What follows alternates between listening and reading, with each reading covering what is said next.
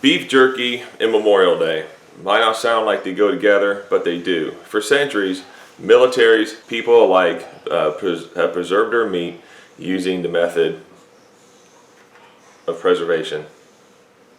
So anyhow, with this Memorial Day, I thought of something out of the box I could do. My Marine son is actually home, and so I decided, and he loves beef jerky, so I made some beef jerky. Let's see how it got made.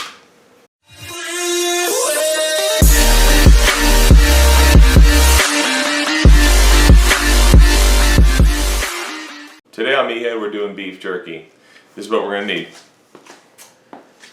We're gonna do some sea salt, some onion powder, black pepper, Worcestershire sauce, some low sodium soy sauce, and I'm gonna instead of doing garlic powder, I'm just gonna do some real garlic. All right, we're gonna start off with equal parts of Worcestershire sauce and then also soy sauce. So we're gonna do a full cup of soy sauce. 1 cup of Worcestershire sauce. 1 tablespoon of onion powder. Maybe a teaspoon of salt. Now some of this we're going to do with just salt and pepper, then some we're going to do inside this mixture here. Now let's get maybe half a tablespoon of black pepper. And we're going to do about 2-3 cloves of garlic. We're going to chop these up, not too fine. Add that in there. I'd rather do real garlic because to me it penetrates that meat a lot better. Stir this all up, and that's that. The meat we're using today is tri-tip. I picked up this tri-tip at Publix, and if you ask your butcher, it costs like an extra 20-30 cents extra, but they'll go ahead and slice it for you. So I want to get nice even slices. I probably could have done it myself, but might as well just have him do it. That's about a 1/4 inch thick right there. So we're going to go ahead and just put it into the marinade. We're going to do like half of it, and there's not a whole lot of fat in there. It's mainly meat. You got a couple little spots right there, but that's okay. I'm going to put that in the mixture. I'm going to put that in the bag, a food saver bag, and let this sit for probably 5 to 6 hours. Now this meat over here, I'm going to do just strict salt and pepper. That's it. I'm going to do some kosher salt. I'll do kosher salt and some pepper on this right here. Alright, now it's time for the other bit of tri-tip we have here that's got cut up. Simply just lay it out. We're just going to do some coarse kosher salt, some pepper. Turn every piece over.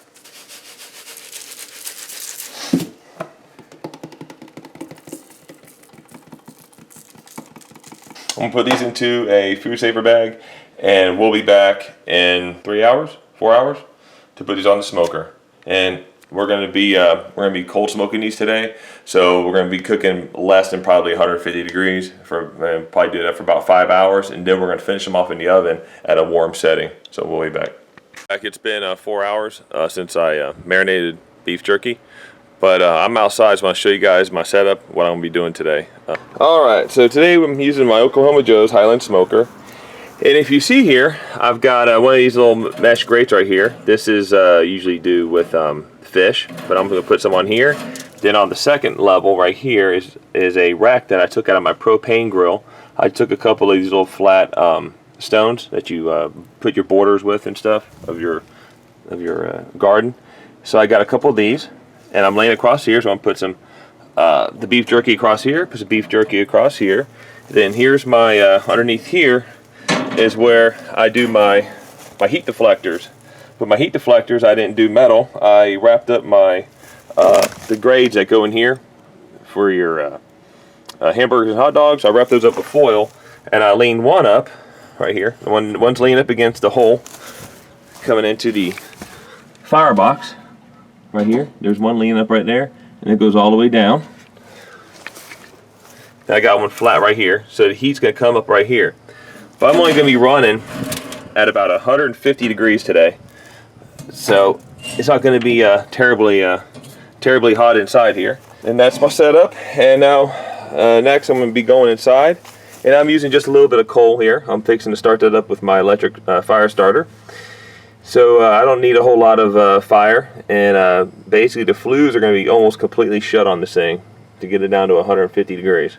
So let's get inside. The next process is to take these strips of tri-tip we have been marinated, just lay them out. We want to make sure these pieces are nice and dry. Then what we're going to do is we're going to cover over these with some more paper towels, make sure it's good and dry, while I have the coals out there going. See there. Cover over this. Get all that moisture out of there. If you don't get this nice and dry, it's going to take forever to try and cook it. Now I have the one out here. Now I've got the one that I put into the bag. That's just the salt and pepper. We're going to do the same thing with this, but this here isn't going to be as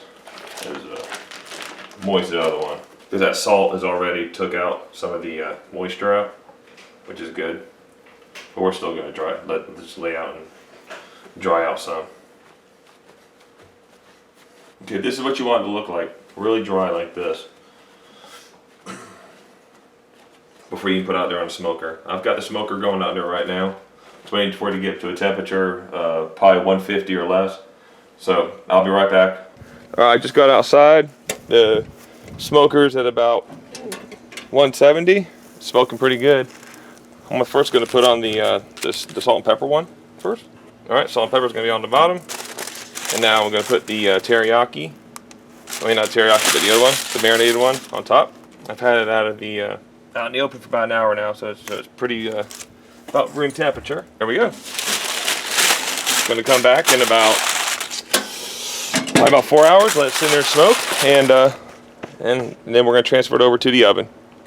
All right, I'm a couple hours in. I just want to let you know I went with a tri-tip. You can go with tri-tip, flank steak, but I like to go with, when you do beef jerky, go with a meat that has definite lines, so you know to cut against the grain. If you cut with the grain, it's a little bit more chewier. If you go against the grain, it's going to be a lot more tender. But a tri-tip has just a little bit of fat to keep it kind of moist, but it doesn't have enough where it's going to make it chewy. So tri-tip is a perfect one to use. Some people use round roast. Heck, you could probably even use the flat part of the flat end of a brisket. You could do that as well. But I think that the tri-tip is probably the most perfect piece of meat to use when it comes to beef jerky. So anyhow, I just want to get a little update. It's about 2 hours in. All right, I am taking the jerky off right now. I'm going to put it in the oven on the inside. This is the pepper and salt one I did right here. It's kind of stiff. It's drying out pretty good. And then here's the Worcestershire sauce and soy sauce, basically kind of like a teriyaki sauce one I did. Here it is. It's like nice and dry, if you can see that. It's looking pretty good. So I can put this in the oven now at 145, and it's going to stay there probably for the rest of the day. Alrighty, I'll be getting this inside. Now when you put this in the oven, I'm putting it about 140. I put on the warming zone in the oven. I'm just going to take the racks and place them right in. There we go. The next morning, I took beef jerky out about midnight last night, and this is what the results were. I put them on a low temperature to warm setting, about 140 degrees. Got it nice and stiff, like that. See that? Breaks just like beef jerky would. See, it has a nice break inside the middle there. It just breaks right apart. See? What I like best about this, it has no preservatives. It has no, none of that wax film that you find on a lot of beef jerky. This is all natural. This is great stuff. Anyhow, let's get 10 likes on this video. And if you guys have any suggestions, put them in the comments below. Anyhow, it was a pleasure making this for you. And like and subscribe. See you.